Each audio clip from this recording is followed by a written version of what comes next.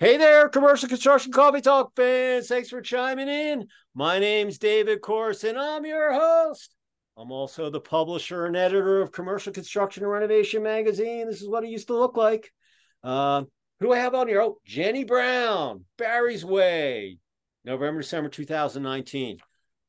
Up, 180-page issue. Looked awesome.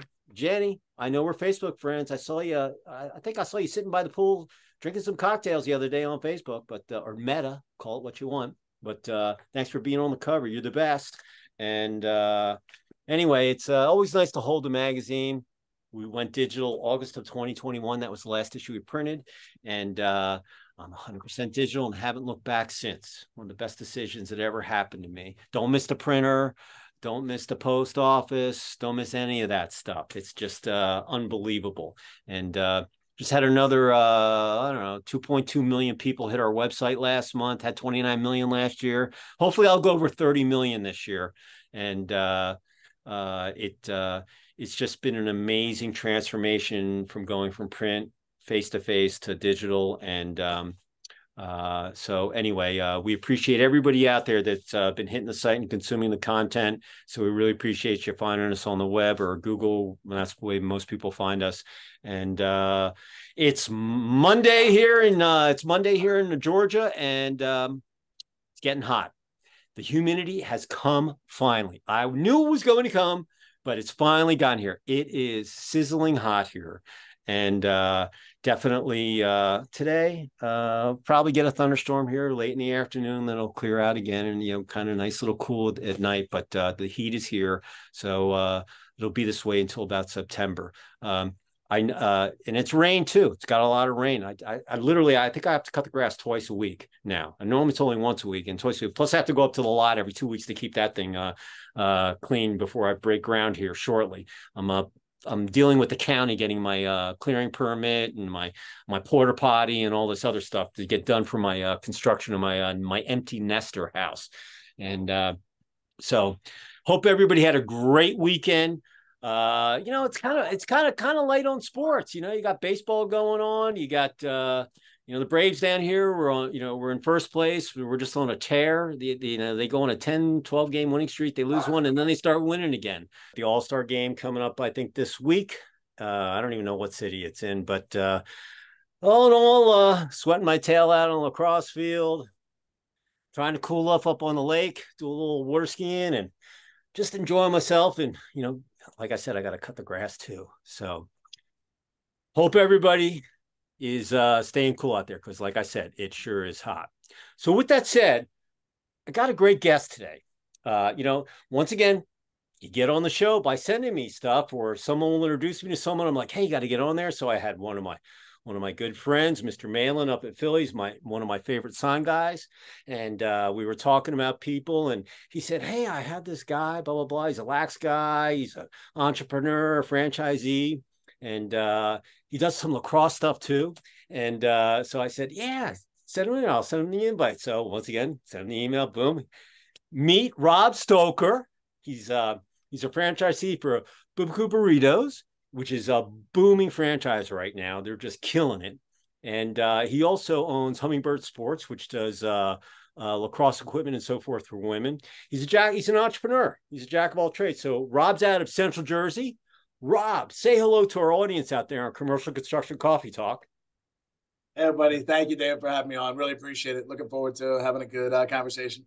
And he's a Philly boy, and he still has his accent, and so am I. So I was like, hey, we got to show the brotherly love, I'm just a damn Yankee living in the South here in Atlanta. So I was so ecstatic to talk to someone that, was, from my neck of the woods. And, so we can talk, which cheesesteak is better, Jim's or Pat's. Myself, I think White House down in Atlantic City makes the best, cheesesteaks, but what do I know, so, but the way this is going to work, Rob, we do it in 3 parts. You're going to tell your story, where you grew up, where you went to school, kids, and then how you ended up where you are today.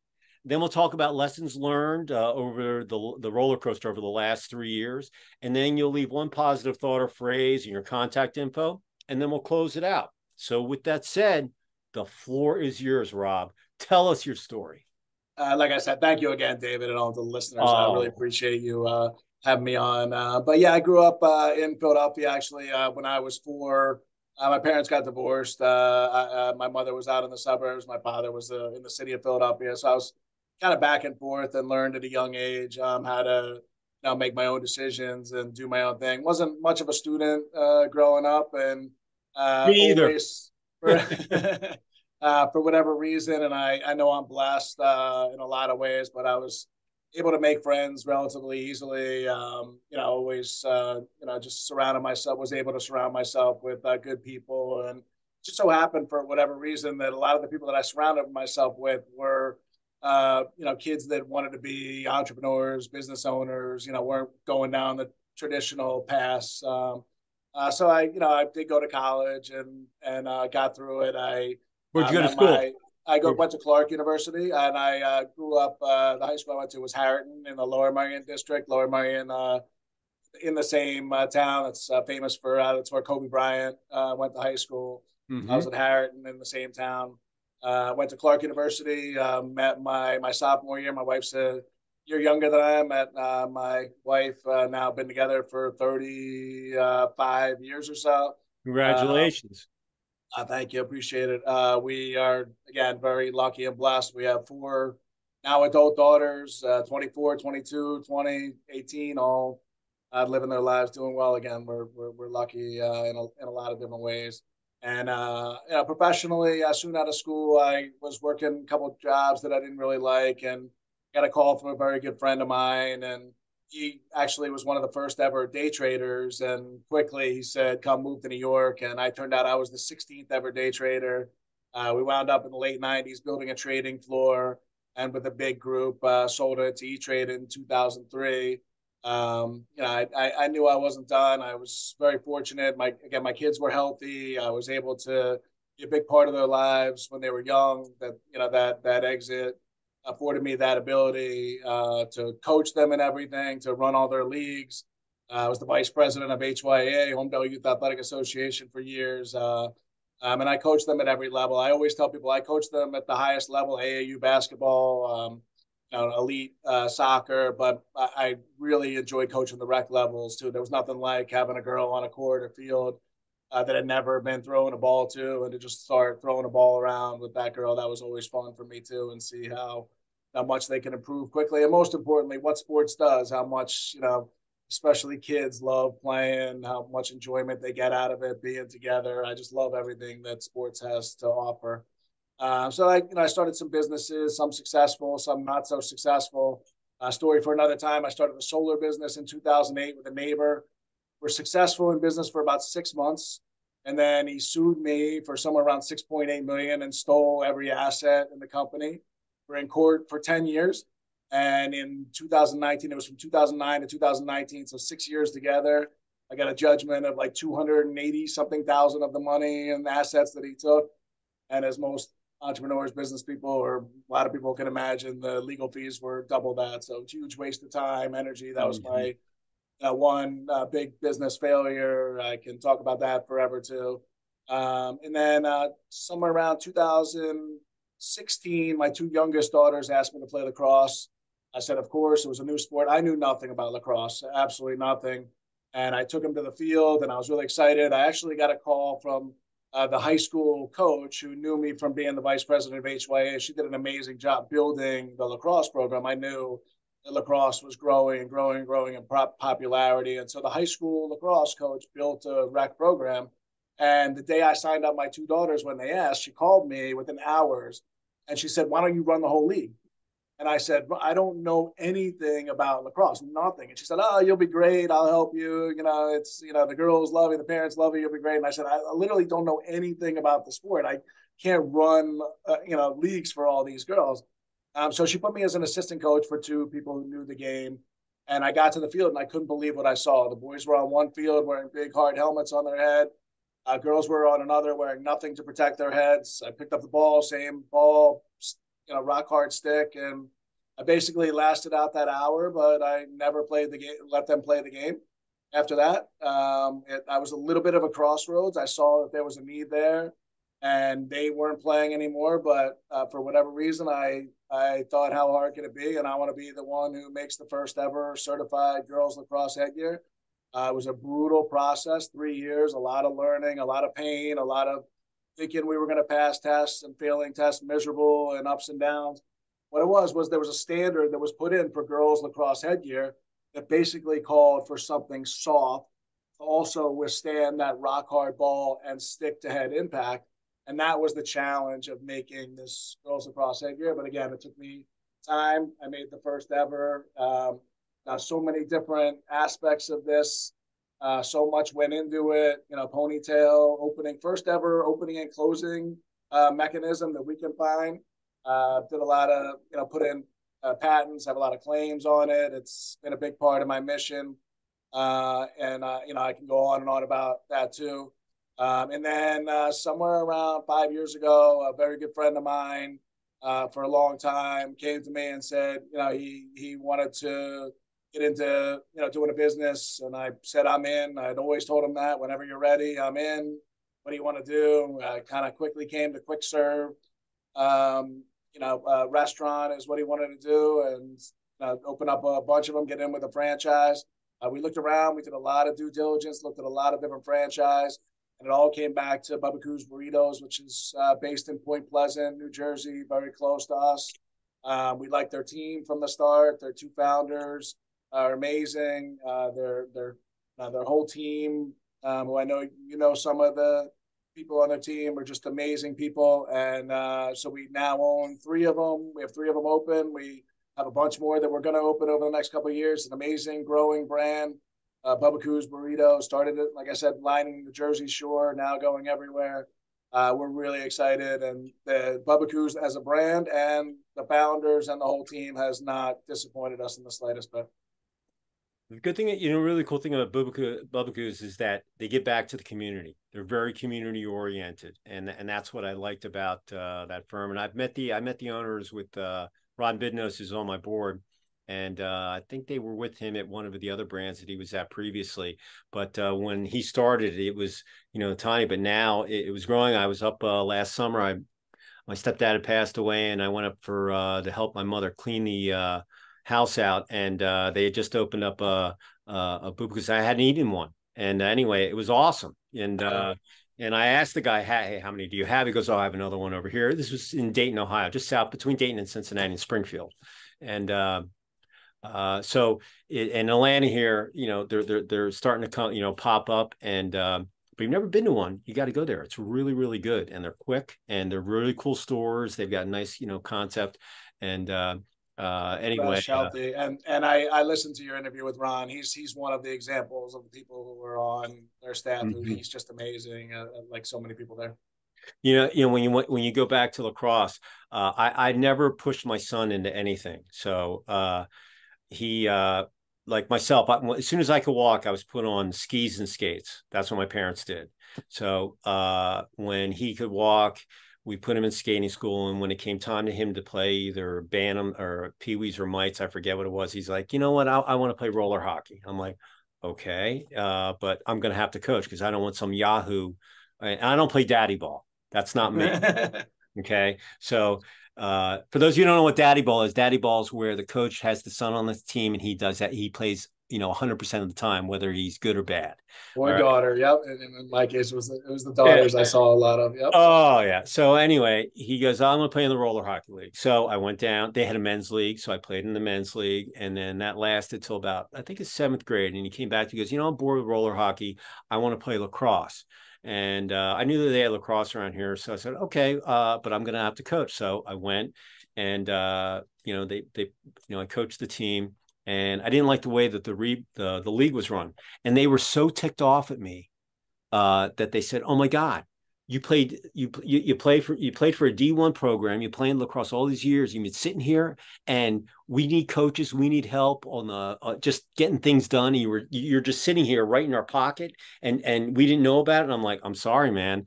My lacrosse days were over back in the 80s. But like you, I was the vice president of the league. So I did operations. I hired the coaches. I dealt with the refs. I dealt with all the complaints.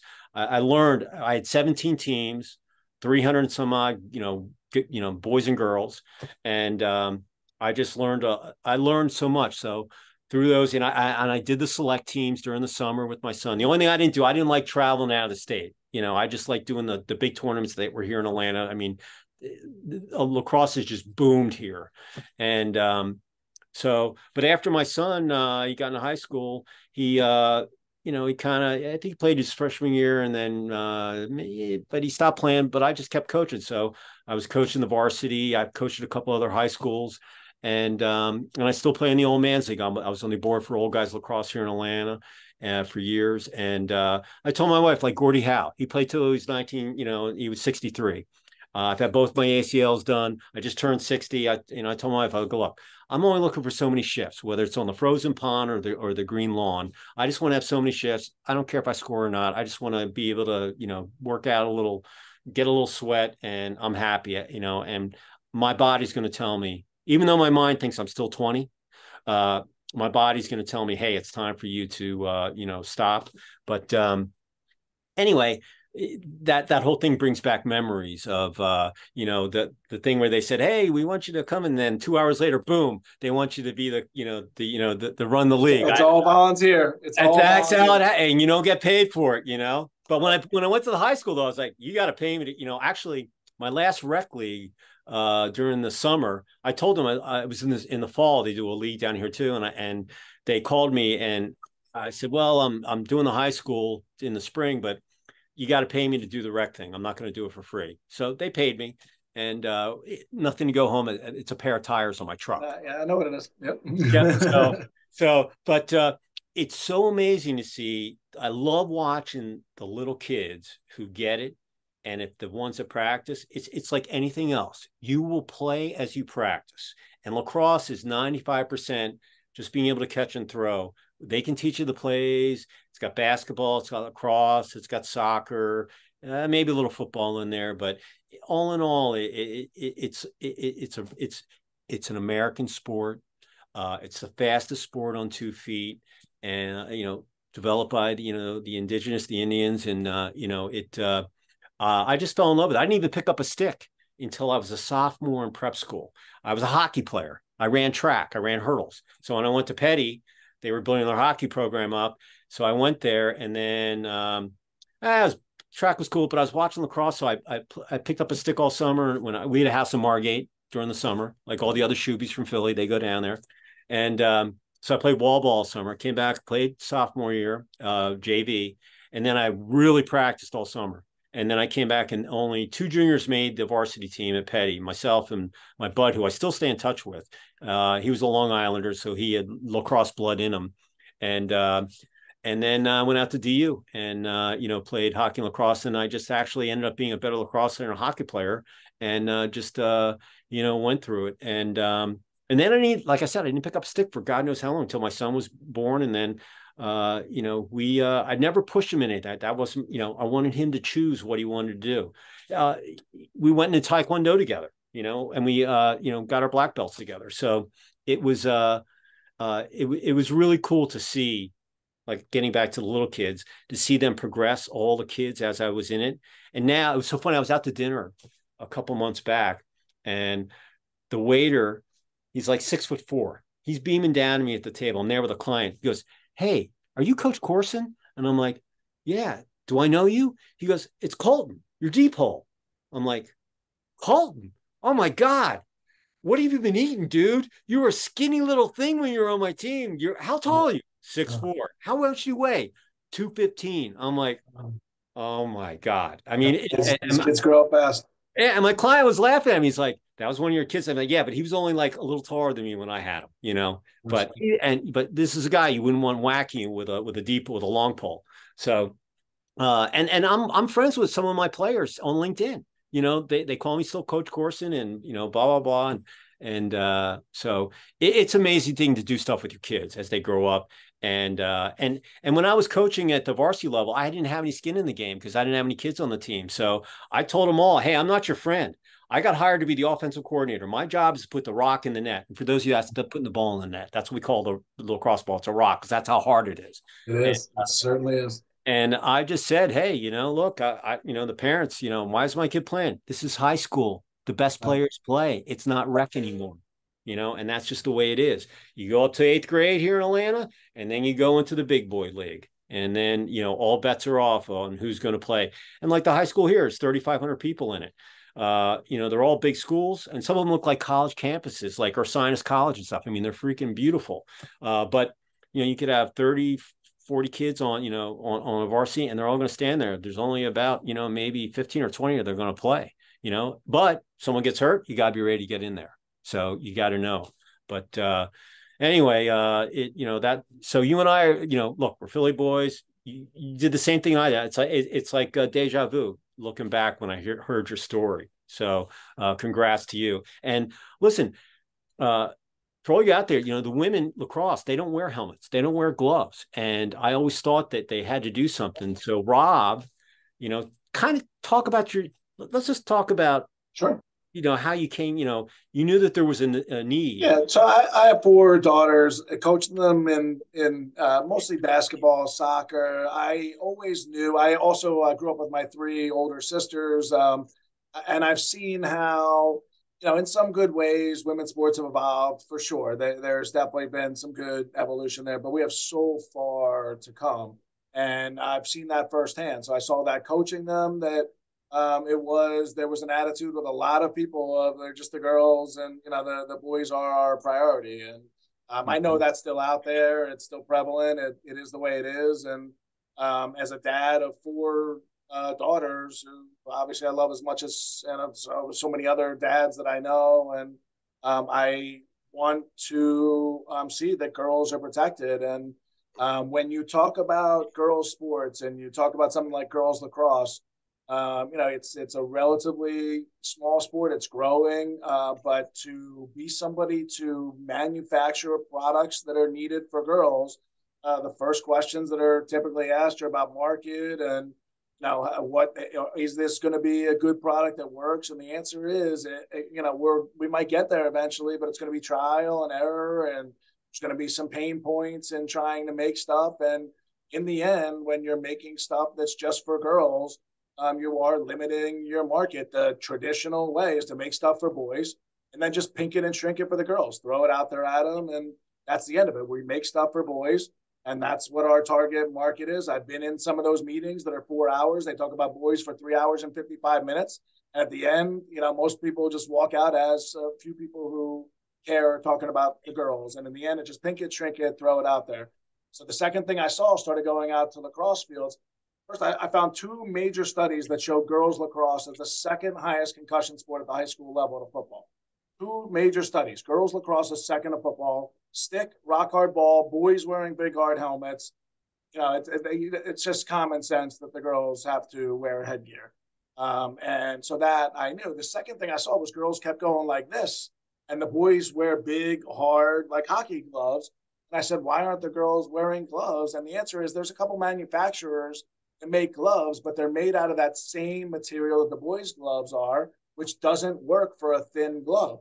So nobody has taken the time to design something that was specifically made for girls.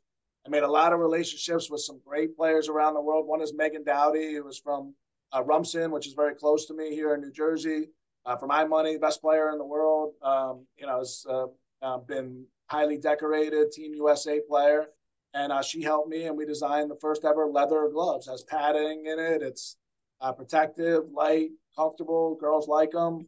And those are the things that I want to do, is make products. I know there's padding all over. Girls, play the game. They, just from accidental balls, sticks to the head, all they wear is goggles. The boys are wearing big shoulder pads, elbow pads. The girls should be padded as well. And I want to be the one who makes all those products in so many different sports. My oldest daughter was a college field hockey goalie. She came home with bruises all over her body as a field hockey goalie. Now we're talking about even smaller sport, field hockey, and we're talking about just goalies, one position on the field. Again, I want to make products that are not, I'm not looking at a market report saying how many of these are we going to sell. I'm going to say there's a need there for female field hockey goalies, lacrosse goalies, and I'm not worried about the market. I want to protect those kids because every one of those girls matters. Every single one of them. Every one of those girls has family, has friends, has a whole future in front of them. And when I made this headgear, I knew, and I have saved many, many, many girls. And that's what matters to me, not about the market share of making products. Pick up your lacrosse helmet for a second. Yep. Okay, so look at that helmet. All right, this is one of my DU helmets. Anyway, you can see the difference. I mean, look, I'm looking backwards, but you can see I've taken some serious shots. I'm the backup goalie on my team, but this is the difference between a girls and a boys or men's lacrosse helmet. If you will keep that held up for 1 second, this is the difference. Now we're holding up the difference. You're holding a boy's helmet. I'm holding up nothing. Girls traditionally are where, and you can go to lacrosse games in hotbeds like New York, in Maryland, in Georgia, where you are, and you will see a field full of girls playing with no helmet on. No helmets. And so we're just starting here. I made the first one ever. The state of Florida has mandated now every girl at the high school level in Florida. There are strong people making strong decisions to mandate, and I am calling out the governing body of lacrosse, USA Lacrosse, the governing body. They need to mandate. They will mandate at some point, but the resistance is there, and it's another one of those things that I can go on and on about the resistance that is there and how ridiculous and moronic it is. Yeah, I sit in the goal, so I've been beamed in the head, and I've been beamed. The ball always finds where you don't have padding, and the goalies, if you don't know anything about lacrosse, they wear a helmet, little choke guard, throw for your throat, goalie gloves, which have steel things in the and a chest protector and a cup. Other than that, there's no shin guards and none of that stuff. And let me tell you, the ball goes. Some of these high school kids can wing the ball about 110 miles an hour. And I would come home, my wife's like, "Oh my God, what happened?" I'm like, "Wait till you see it in about a day or two." And the girls are out there with that no protection. And as the vice president of operations for the rec league, NGLA lacrosse here, which is Northwest Lacrosse Association, I'd be sitting in these board meetings, and I'm like, they need protection out there. I'm seeing these, I'm not shocked that I always wondered about concussions with soccer because. But I'm not shocked that girls lacrosse is the second one with the most concussions. And there's three differences I always say between lacrosse and soccer. One is the boys lacrosse players wear big hard helmets. It's not like the boys soccer players wear big hard helmets and the girls don't. The second thing is it's played with sticks and a rock hard ball flying around the field. Right, soccer is just one ball that is up in the air a lot, but the lacrosse, I see so many girls running with their back to the ball, and the ball just hits them in the back of the head, and they just go down. And then the third thing is the goalies in lacrosse wear big hard helmets. In girls lacrosse, if the goalies need them, don't the defensive player? Doesn't everybody need them? And the answer is, of course they do. Yeah, absolutely. I was watching, listen, Memorial Day weekend, it's lacrosse heaven, it's the championship weekend. So I was glued to the TV, and, I watched, who was it? Was it Northwestern that won this year? Right? I think it was Northwestern. Anyway, I was watching the games, and some of the tumbles that they took, or, listen, these women are out there to win. It's very physical. And I love that part of it. I love that. But my girls all played sports, played in college, different sports. I love it. I love the physicality of it. I'm just saying, just protect their heads. That's it. Yeah. So I like I said, I sat in those meetings, and I'm like, why don't the girls wear pads? They would have much as fun, in my opinion. Maybe keep the rules where it's, maybe it's soft check or whatever. But the bottom line is, I'm sure they like to whack. I mean, and there's competition between they're chirping out there. It's just like the boys, and they want to win, and. Not that I know girls want to be petite and whatever, but there are some girls lacrosse, like if you're a face-off person, you're normally 6'4" in college because they do it a different way. But there's some big girls out there that are athletic, they're fast, they're dynamic, and if you run into one of them, you probably can get hurt, but you got no headgear, so. Before I went on this podcast, when we got this set up, I went on your site and checked out Hummingbird Sports. I was like, wow, look at those gloves. I never even saw anything like that. That looks really, really cool. They're almost like, they're like boxing gloves. They're not boxing gloves. They're MMA gloves, so. They're leather. There's protection there where it's needed on the knuckles. Yeah. But it's a light leather glove, grips the stick well.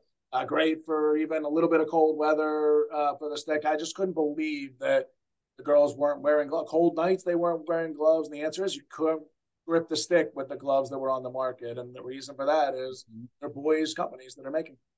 Yeah. I'm very tight with USA Lacrosse. It's Mark Riccio. I think he's the director or whatever. Coach Tierney at University of Denver, he's got the field that they built in Maryland after him. And I donated some money to get a brick with my name on it. So, I'm a good alum.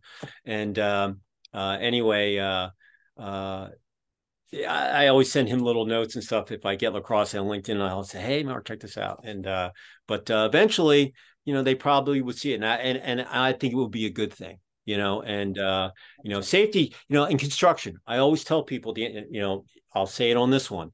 If you're on a construction site, we want you to come home at night and be safe. We want you to come home and see your family. We want nothing to happen to you. So we take all these protocols to make sure that you're safe, so you don't get beamed by a 2x4 or something falling on you or whatever. Especially we're talking about our kids. We're talking about our kids. I don't know any parent that wouldn't say whatever happened to their kid, give it to me instead. We're talking about our kids. Hey, when I was in Taekwondo and we sparred, I had full headgear. Feet gear. But after we were done sparring, you took it off. But when there was contact being made between, we wore it. And we're talking about kids. Their brains aren't developed, and you should hear the stories that I hear almost on a daily basis from girls who just one accidental ball or stick to the head, what it does to them, what it does to their families, dads, moms who look at me and just have a hard time dealing with what their daughter is going through. You and I are probably about the same age, give or take. And, way back when, I tell people, look, I grew up when they used baby oil, cigarettes were okay, no seatbelts in the car. You didn't ride a bike without a helmet, and now NHL hockey players weren't wearing helmets. Yeah. Goalies in the NHL were not wearing helmets. Yeah, Gump Worsley. There you go. Yeah. Minnesota North Stars. Yes, but we have evolved, to me, in everything except for girls lacrosse at this point, to me, in my world. I always say if we went to a ski slope 15 years ago, went to a good skier with a helmet, they would have said, "Get away from me. I'm a good skier. Get away from me." But now everybody's wearing that. It's going to happen. It's going to happen in girls lacrosse. It's just the resistance is there, and it's following the script that other sports have been through, but it'll get there for sure. Yeah, for sure. So let's talk about the last 2 years in the roller coaster. So, March 2020, everybody's cranking, cranes all over the place, at least in the construction sector. The country's mowing along, and then everything gets shut down. Here we are 3 years later. We're still talking about it. Look back over your 3 years and let our listeners out there in Commercial Construction Coffee Talk kind of, what lessons did you learn, and, how did you perceive, and, as, we've come out of it, and as we move into the second half of 2023, Q3, Q4, what lessons did you learn that our listeners might find of interest? Yeah, so the lesson I learned is that something like that can happen. The first week or two, I was in denial and said, "This, this can't. We're going to get back to life really soon," and quickly realized that wasn't going to happen. And so for me, the downtime, I am very project oriented. I love taking on new projects, like making this girls lacrosse headgear. People ask why I do it, and I say it's just what I like to do. I like to take on difficult projects. I like to learn. I like to explore, new things. I hear about new things. And so for me, quickly, the time made me realize, what am I going to do with my time here? Because I don't play golf. I don't watch TV. I don't watch movies. I do watch sports on TV. Some of that, wasn't around, for a little while there too.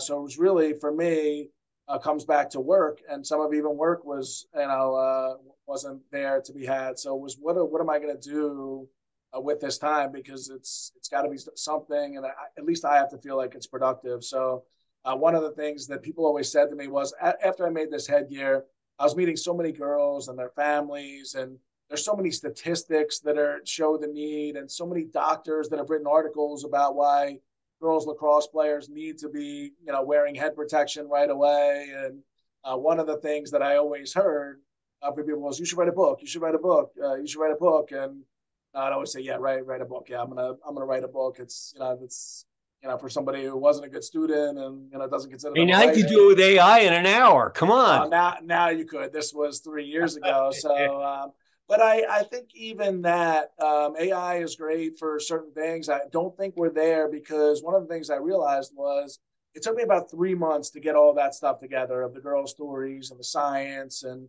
it took me about 3 months to put it together. And I sent it to my inner circle of somewhere around 10, 12 people that I've been close to for a long time, know me well. And the feedback I got was the same. Was really good. I see what you did here. You put the stats in. You put all the girl stories in. I see what you're doing.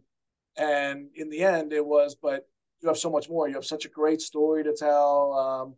You have so many things that you can offer in this book. And that was the hardest thing. So it took me another year, 15 months or so, year and a half, to really write. The question I would always get is, why was it you that made this headgear? My answer always before I really got to think like that was the story of, I went to the field, the boys were on one field and the girls, and people were like, no, that's not what I'm talking about. It's a million people have been to girls lacrosse fields, millions and millions and millions of people. Why are you the one that decided to make it? It really got me thinking. And so I wrote about things I went through in childhood and growing up. Like I said, divorced parents. And back then, at least my experience with my parents' divorce, it was horrible. There was no consideration for me and my three older sisters. There was a very different time in those ways, very different court process in that way. I was in court when I was 5, 6 years old, testifying about my parents' divorce. Just a different time. And those are the things that my inner circle knows about, knows what I went through, knows different decisions that I was making at 6, 7, 8 years old. And it came to that's what I've been my whole life. I was always the one. Middle school, I was the one that if anybody was bullying somebody, I was the one stepping in front of them and saying, you want to bully somebody, bully me. I always felt very blessed, very lucky in a lot of different ways. And for me, that's led to wanting to give back to those who aren't so blessed and fortunate and doing things for those who can't advocate themselves. I want to be the one who advocates. And that sounds very giving, but I always say that's very self-serving. It makes me feel good. It does a lot for me personally. Giving back, most people give back, and we're going to be honest about it, say it does a lot for them to be able to give back and to be in the position to give back. So when I saw that the girls weren't wearing headgear and I saw there was no such thing as certified headgear, it just brought something out of me that was, I'm going to be the one to do something about it. I'm going to be the one to go through that pain, those pain points. I can deal with it. I'll take the pain, both financially, time-wise, a lot of different ways I can do it because I want to do something that's in the betterment forever for, young girls that can't in those ways advocate for themselves. And so that downtime, I put it all together in my story and I launched the book, a couple of years later. And What's your book called? Called It's a No-Brainer. It's on Amazon, kept the price really low. The feedback's been phenomenal. The result of it has been phenomenal. It has definitely pushed the headgear movement along. The press has been phenomenal, covering, not just me and my story, which has been very nice personally. NBC did a story, CBS, Forbes magazine had a whole article, New York Times, 4 articles. One of them, a big picture of my daughter wearing the headgear.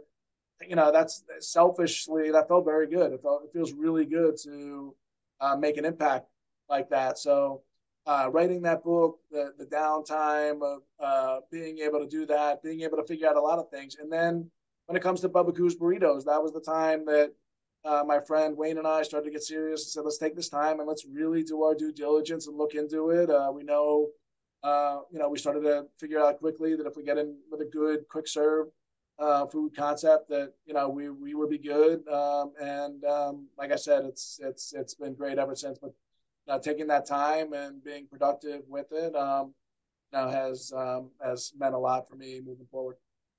My son was bullied in middle school, and the only way I found out, my wife was on the road and I was working out of the house and he left. And then the next day my wife called and said, hey, the school called me. Brody wasn't in school. What happened? I'm like, Oh, he left at like 8:30 to go catch the bus. It's, a mile down the road or whatever. So anyway, when he got home that day, I'm like, hey, did you not go to school yesterday? Did you, and I had the trophy house. So he's all the way at the end. I never go down that end. I'm down in the basement. I hear the dogs bark. It could be the Amazon person, the mailman. I'm not even thinking about it. He goes, yeah, I didn't go. I'm like, well, what's up? And he said, oh, well, I'm getting bullied at school. And here we're taking Taekwondo. I'm like, well, why didn't you do something about it? You know what you do to bullies? You hit them, you knock them one and they won't bother you one. Word gets around really quick. Don't screw with Brody Corson. He's like, oh no, I didn't want to get suspended. You were going to be mad at me. I'm like, I'm never going to be mad at you for protecting yourself in any way or fashion. So I went to the school. I called the principal up. I said, hey, my kid's getting bullied.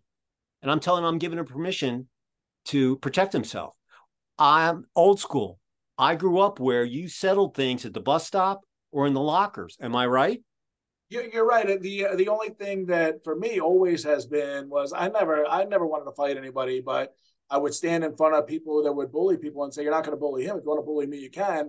And then my next line was trying to look at the bully and say, something went wrong with you. What maybe I can help you so that you can start to understand that what feels way better than bullying. For me, if I ever bullied somebody, I wouldn't be able to sleep at night. But for that person to look at that person and say, you know what feels way better than bullying somebody is standing up for that bully. Try it.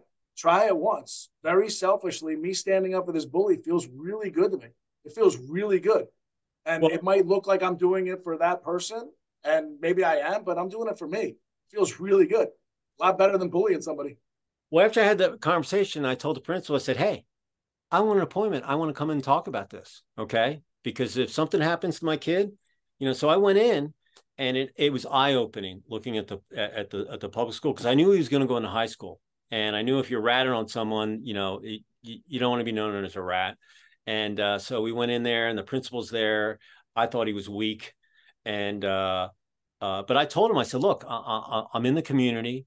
I'm on the board. I'm a lacrosse player. Everybody knows who I am. And I told my son, I said, look, you need to tell them everything that's happening right now so we can fix this, because you're probably not the only person that this is happening to. So you can actually think about helping other people, because these, bullying happens in all, and this was just in the middle school. And so they found out, they have the security tapes and they found out who it was. They reprimanded him. And after that, my son had total respect for me, for what I did. But I just like, look, here's your chance just to come clean, because, there's going to be a point where sometimes where you're going to have to stand up for someone. And here's your chance how to learn that you're doing the right thing. Trust me on this. And that was probably one of my proudest moments as a father, going in there and sticking up for my kid. And other than when I left Nielsen and when they bought our firm, they had about 100 magazines. I started the year my son was born, I launched my construction magazine. So it was like my kid. And then this Nielsen bought us. And then, the honeymoon lasted about 18 months. And then 9/11 happened. And then they whacked about 30 or 40 magazines. And my little construction book got the axe. And I flew up and met with the president. And I said, you need to sell me the magazine. And they're like, Dave, you can retire here. We love you, And I said, look, you're doing this right before Thanksgiving. I got to lay these people off. It soured me on corporate America. And I said, look, I'm going on the road. When I come back, I don't bluff. I'm going to resign if you're not going to sell me the magazine. So I went on the road. I came back. I said, you're going to sell me the magazine? No. I said, here's my resignation. And I left. And I haven't looked back since. And 9 out of 10 businesses don't make it. Here I am. I'm still standing. It's been a roller coaster, and there's ups and downs in business. But my sports is what brought me through it. My dad died coming to see me play hockey when I was 14. I played for Petty, and I was playing the Hill School where I was going to go to school, but they wanted me to be a 5-day boarder because I didn't have the SSATs to get in.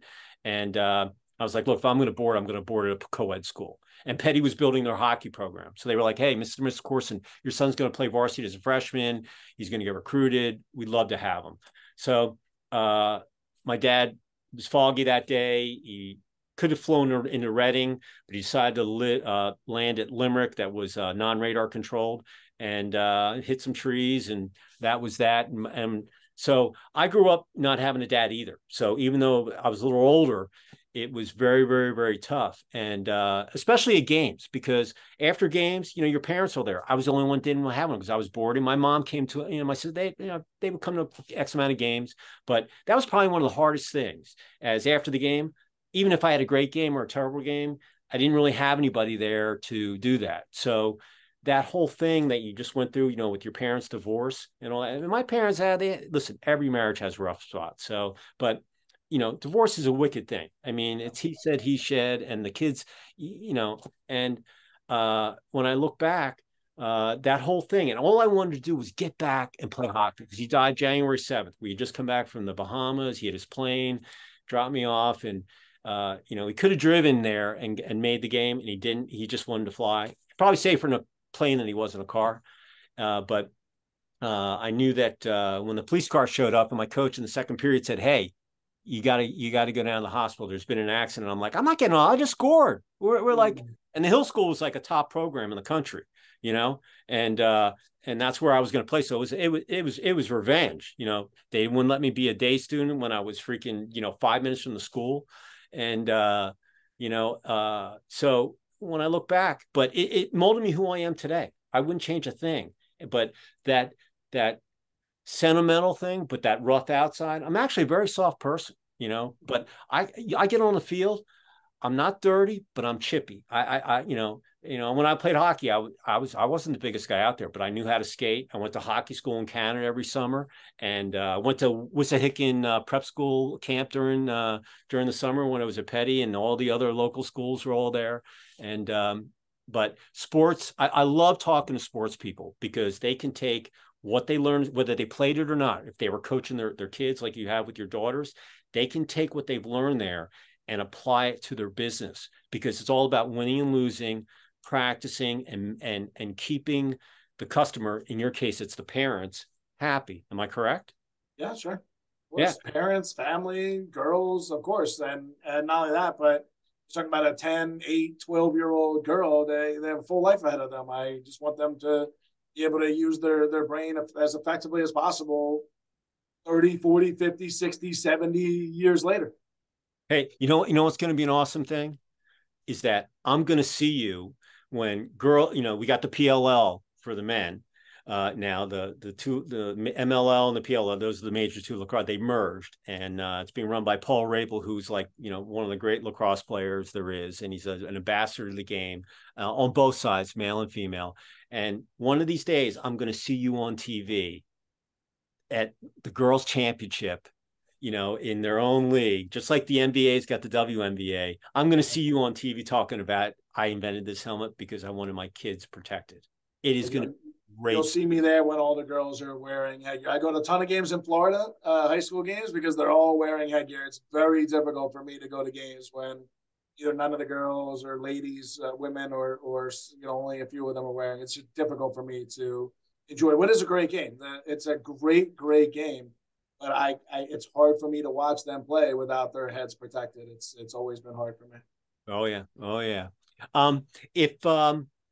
If someone wanted to reach out to you, not only on the Bubbakoo's franchise thing, on how you went about it and how you figured out that was the one that you wanted to do, or just franchising in general, or if you're out there and you have your daughter or daughters that want to go play lacrosse, or are thinking about it, and you want to investigate this, the biggest thing is just listening to you is that the more parents that you get on your side that can push this, the better chance you have to getting it implemented in that program, whatever state it might be in. Am I right? That's definitely happening. What it is, though, is there's 8 people at USA Lacrosse, the governing body, who make all the decisions, and they are, in my opinion, way far behind the times and the science. And there is new science coming out that's proving even more. So USA Lacrosse in 2017, when Florida mandated, USA Lacrosse said, okay, we'll take a lot of time and a lot of money, and we'll study the effects of Florida. And they came out last year with the findings: 59% less head injuries in Florida, and the game didn't change. But you won't see that publicized by anybody but me and a few others, because of the resistance that is there. They don't want that getting out, that the head injuries. And like I said, other sports have been through it. There's a business aspect of it there of head injuries. I'm talking about head injuries are not good for the game. But in the long haul, if they protect girls and put headgear on these girls, it's the best thing that can happen to that sport. Look, I ride a motorcycle, all right. And I was on bikes wherever. I hadn't been on a bike. I bought a Harley, 2003 anniversary. It's a beautiful bike. Hadn't been on a bike forever. So I started wearing the half helmet, so I wanted to be cool and had all the stickers.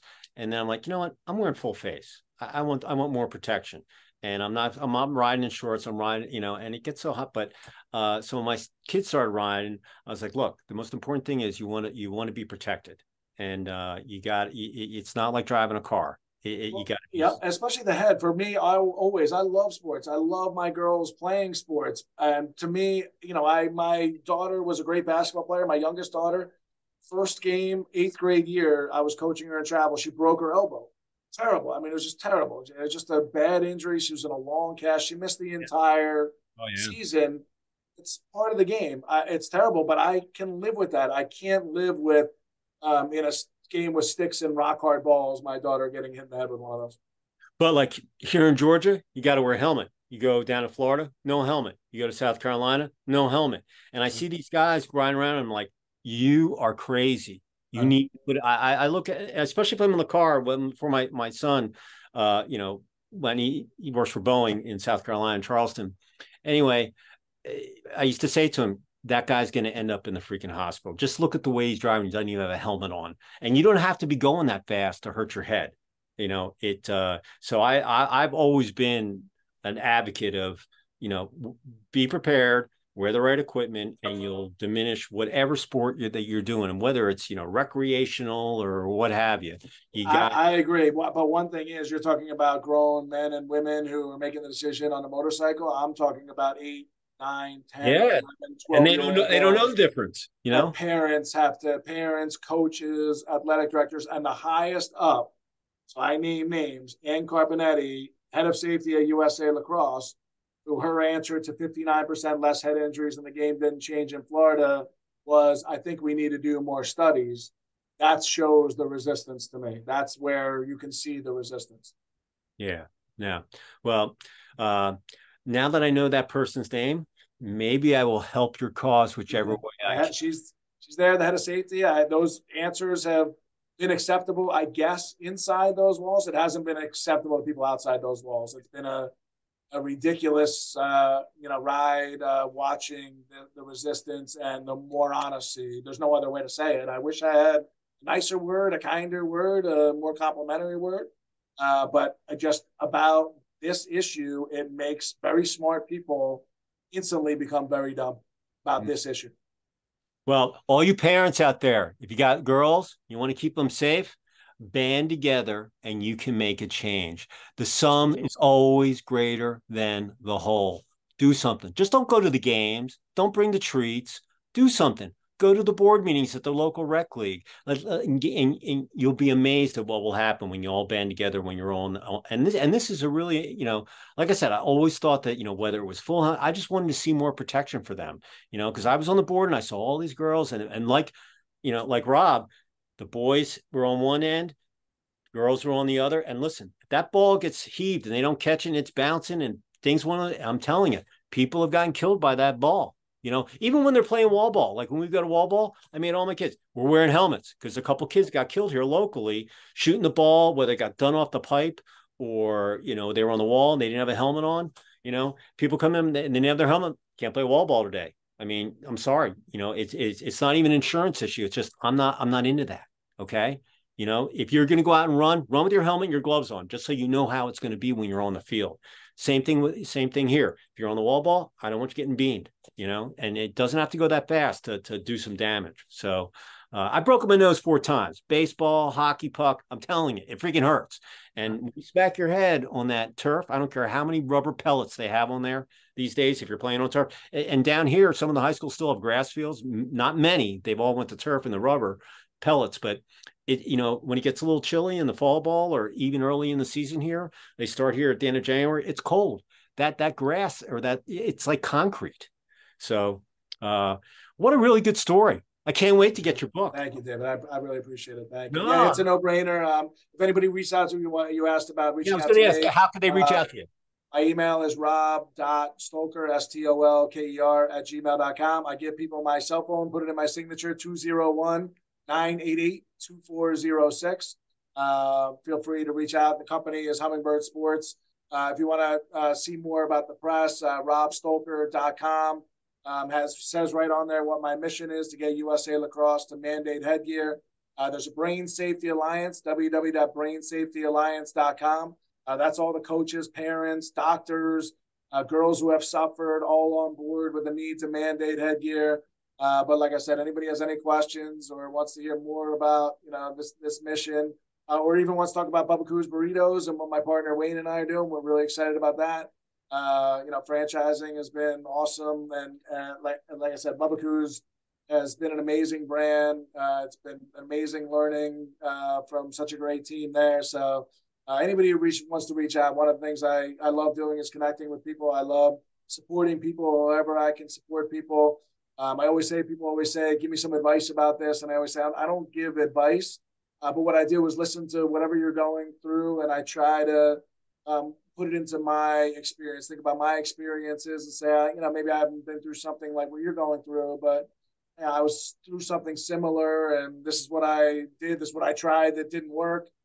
This is what I tried, and I worked a little bit, and in the end, maybe this is what I tried, and this really worked, and this is why, and maybe it stirs something in somebody, and I just always say for people, I know you asked about, lessons learned, is just surround yourself by, good people who want to do good and want to enjoy life and have fun, and not take anything too seriously, but also do good and leave with this place a better place after it was. And the more you surround yourself with good people, there's expressions like no good deed goes unpunished. I don't believe in any of that. You surround yourself with good people, do the right thing, and the rewards are there. It's for sure. And they've been there for me. All these things that I've been doing, including creating the headgear, things like Bubbakoo's, I needed a lot of good people around me to be able to do those things. I always tell people, listen, negativity is like cancer. It can spread. It can ruin any organization or anything that you're doing. I don't have time for negativity. Cut them loose. You're not, a lot of them are set in their ways. There's plenty of good people out there. Negativity, I don't have time for it. You want to play in my sandbox? Go to someone else's sandbox. I don't have time for you. Surround yourself with positive people, and you will see such a difference in everything that you do. So I'm right there with you. Awesome. And stay positive. Have fun. If you don't like what you're doing, go do something else. Absolutely. Yeah, absolutely. It's important. It's definitely important to enjoy what you're doing, for sure. If someone wants to get in touch with me, I'm at David C at ccr-mag.com. Listen, I had someone pitch me Rob's story, and I went for it. But normally people send me press releases and stuff. Look, send me something. I always look at everything. I always tell you, I know you don't like hearing this. If you don't buy a lottery ticket, you can't win. So if you don't tell me what you want, your story, or have your publicist send me, a little bio on you or whatever, that's how you get on this program. If you got something cool, whether you're doing a charity golf tournament, you got a personnel announcement, you have a company anniversary, send that stuff to me. We post stuff all day. And, we love content. I'm addicted to data. Send it to me. We look at everything. And I do everything personally. I will come back to you. Not right away, but I look at all the emails and I will come back to you. It's very tough to get in the magazine, but look, I've got tons of social media channels. We want you to, get promotion. If I post something, I send you the link, you share it. It's good for our SEO. That's search engine optimization. For those of you who don't know what that is, that's how Google finds you. And it all works. And on that thought, hey, everybody out there, click the thumbs up here so we can get the algorithm to let people know about women and women's lacrosse and getting the headgear on all these women to save them. Okay. So make sure you hit that thumbs up button. All right. Rob, any final words as we go into the second half of 2023 and Q3, Q4 leading up and closing the year out into 2024? Are you bullish or bearish, on business? What are your thoughts? And we'll close this out. Yeah, no, I'm always bullish. I love business. I love being out. I love meeting people. I love that my partner and I own these 3 restaurants now. We want to open up more restaurants. We want to do more and more. I have so many entrepreneur groups. I'm a member of �𝐿 Entrepreneurs Organization, New Jersey, great global organization around the world. Just a bunch of amazing people doing amazing things. No, I always encourage people, follow your passion, get out there, do whatever you love to do. It can be golf. Like it's not golf is not for me. Watching TV shows and movies, that's not for me. But if that's your thing and you love doing it, go for it. Find a way to do more of it, enjoy it, and do whatever you want to do, as long as it's not hurting anybody else. Hey, I thoroughly have enjoyed this conversation. It's brought me back to some of my past stuff. I'm looking for, it's such a pleasure to talk to an entrepreneur that's gone through the roller coaster of life. And I normally would say, God, man, a wife and 4 girls, I pity you, right? I'm sure you've heard it. But I give credit. My wife doesn't like hearing that. My wife always says, "What's wrong with his life? His life is great," and she's right. It's the biggest joke we have. Yep. I just had my 28th year anniversary, and I told my wife, she was married once before. I said, "Look, I'm getting married once, okay? And divorce is just ugly and it's expensive. And the bottom line is, I'm not changing. 95% of me is negotiable, 5's not. And I'm still kind of, I am where I'm at, and but we're still together. And she brought my kid into the world, so it's an amazing thing. And I myself, I'm very positive. Listen, I don't watch the news anymore. It's just all negative and doom and gloom and all that stuff. I'll tell you, I get up in the morning. I like get stuff done. And by the end of the night, I'm mentally drained. I got to catch a few hours of Z's.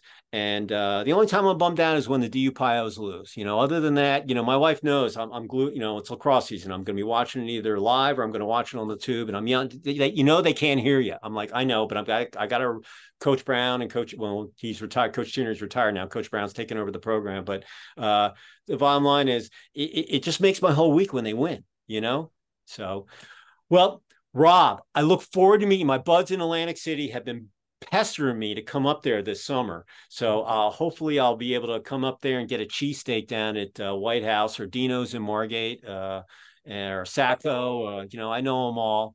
And it's been a pleasure talking to a fellow Phillyite. And enjoy the rest of the summer. And thank you too, David. Really appreciate you having me on and listening to my story and everything I'm doing. Thank you. Yeah, and listen, if we can, when we follow up, you'll get we'll make sure that your link is on there for the helmet and all that, in your description when we put this up there. So everybody that's out there in commercial construction coffee talk land, like I said, if you're on a construction site, 2 things. We want you to be safe, okay? Keep your awareness, because we want you to go home at night and see your kids or your wife or whoever, your dog, whatever it might be. We want you to get home safe so you can go to work the next day. And it's hot out there. So drink lots of water, stay hydrated, put some of those powders in there to give you the nutrients that you need. Because, being dehydrated, you get headaches. It's like getting a concussion. So make sure, stay safe, drink lots of water, and then you'll be able to go to work the next day. So Rob, say goodbye from Central Jersey. Thank you. I appreciate it. Thank you again for having me on, David. Yeah, pleasure. And I'm going to say goodbye from Sugar Hill, just below the Beaufort Dam on Lake Lanier. Probably about 25, 30 miles out of downtown Atlanta, the LA of the South. And hopefully the future the national championship lacrosse team one of these days when they get them going in NCAA D1, 2, or 3. So we actually have one D1 school in Georgia. It's Mercer University, which is just south of Atlanta. The Mercer Bears, they're called. Anyway, they have good lacrosse. Anyway, I think I figured I'd throw it out there. But we want to see University of Georgia Tech, all those, play Clemson, North Carolina. We'd have a great rivalry. So let's get those guys D1. All right, Rob, I'm signing off. You're signing off. And we will see you all next time on another episode of Commercial Construction Coffee Talk. Rob, I'm going to see you down. I'm going to see you in person, and no fist pumps. I'm shaking your hand. I'll bring my stick. We'll throw. Okay? Sounds good. Thanks, Dave. See you, man. I'll talk to you. Bye. Okay, take care.